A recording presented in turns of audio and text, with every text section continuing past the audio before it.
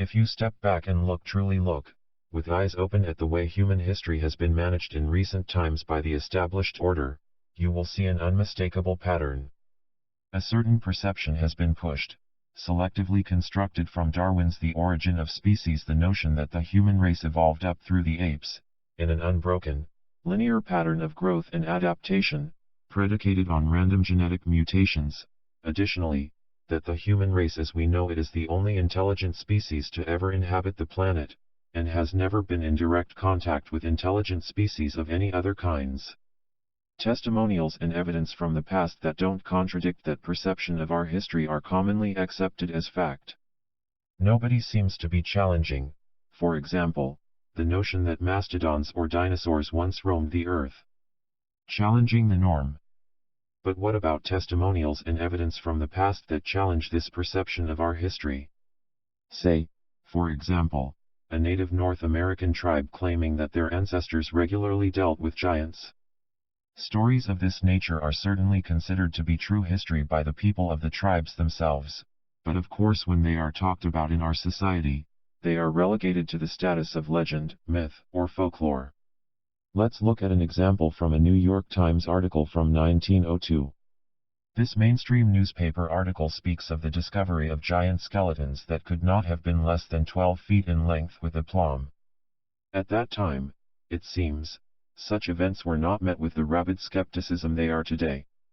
It is only after the authority swoops in to take possession of, and then hide or destroy physical evidence, such as the giant bones discovered above, that their narrative of skepticism and discrediting of native legends takes place. I would like to draw your attention to the fact that landowner Luciana Quintana expects to be able to find thousands of skeletons based on the historical information passed down from native tribes during early Spanish invasions that have detailed knowledge of the existence of a race of giants that inhabited the plains of what now is eastern New Mexico. The tone again reinforces that this information was accepted as history, not legend. Stories of giants are ubiquitous. Such histories are not the isolated imaginings of one Native American group either. This article alone details similar testimony from the Choctaw, Comanches, Navajo, Manta, and Paiutes. The point is that the tribes whose histories bring them back to the time when these giants were to have existed all give remarkably consistent testimony not only of their existence, but also of their appearance, customs, and behaviors. Why are we not open to view these claims as historical fact the way we do with the more uncontroversial data about the past we are provided with?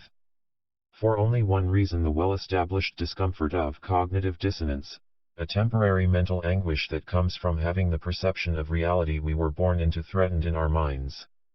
And our authority uses this phenomenon to deepen the programming of their controlled perception, using fear, ridicule, shame, and other thoroughly researched social and cultural mind control techniques to keep us on the straight and narrow. Lincoln's observations.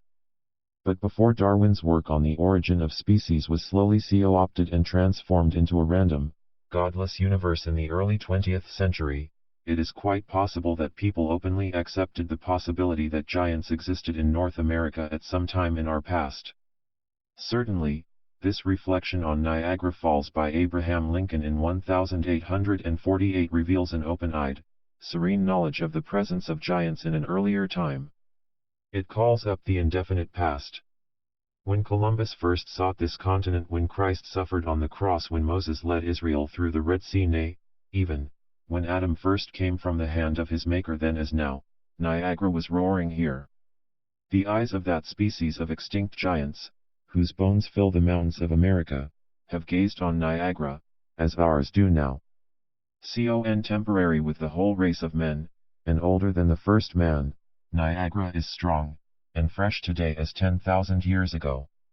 The mammoth and mastodon, now so long dead, that fragments of their monstrous bones, alone testify, that they ever lived, have gazed on Niagara. Likely Lincoln was familiar with the histories of many of the native tribes of his time. There is a recognition on Lincoln's part here that the existence of giants' bones, aplenty in burial mounds in America, is as well accepted as the existence in mammoths and mastodons. The reason that many people today do not believe in the giants of the past is the result of efforts to remove from public sight the physical evidence of giants, as part of the larger effort to remove the physical evidence of anything that does not fit the controlled perception of human history. And the reason they are trying so desperately to preserve this perception?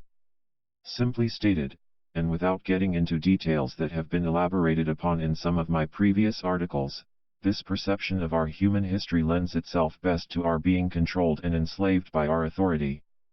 Searching for evidence. My belief in giants does not rest on physical evidence. If presented with a femur bone twice the size of a normal human being's, and I actually held it in my hands, I wouldn't much know what to make of it. I don't have the means or the knowledge to test it for authenticity. I wouldn't you be able to certify that it did not belong to a dinosaur or other animal? When we look for proof of such things as the existence of giants, what we are really looking for is a trusted expert to tell you what the evidence means. My belief rather rests on all the information I see on a daily basis that demonstrates attempts to maintain a certain perception of reality, and all the bits of evidence I gather on a regular basis that the truth on many things is being systematically hidden from us. The internet itself has now become rife with these efforts towards disinformation and obfuscation. Fake news at its finest. For example, I went to research the oft-heard claim that the Smithsonian Institution collected all the giant bones found in digs over the years, and then slowly got rid of them or hid them. On the first page of my Google search, I was confronted with a wall of articles which all referred back to one World News Daily Report article entitled "Smithsonian Admits to Destruction of Thousands of Giant Human Skeletons in Early 1900s." Of course, first on the search was a Snopes article of exactly the same title that says the claim is false. And how do they argue the claim is false?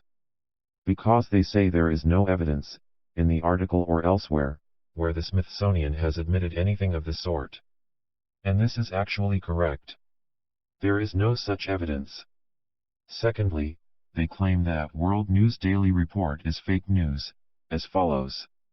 World News Daily Report is a news and political satire web publication, which may or may not use real names, often in semi-real or mostly fictitious ways.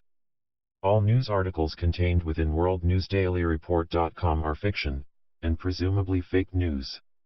Any resemblance to the truth is purely coincidental, except for all references to politicians and/or celebrities, in which case they are based on real people, but still based almost entirely in fiction. And this is also true. World News Daily Report is fake news. What we don't hear, though, is how World News Daily Report, a website supposedly created by a couple of people with enough time on their hands and an inexplicably fervent desire to create fake research stories, is actually a well-funded front for the controlled perception. WNDR and Snopes work cleverly in tandem to create a too-good-to-be-true discreditable story about the Smithsonian Institute and giant bones to convince anyone researching the internet on the subject that it's all nonsense. The hope is that those people will change their minds about the Smithsonian cover-up, or at least give up in their search. Is that not an explanation of this situation that makes the most sense? If we want to know the truth in matters that contradict the controlled perception we are being presented with, discernment is key, now more than ever. Let's put our stock in those we trust. Like Honest Abe Lincoln.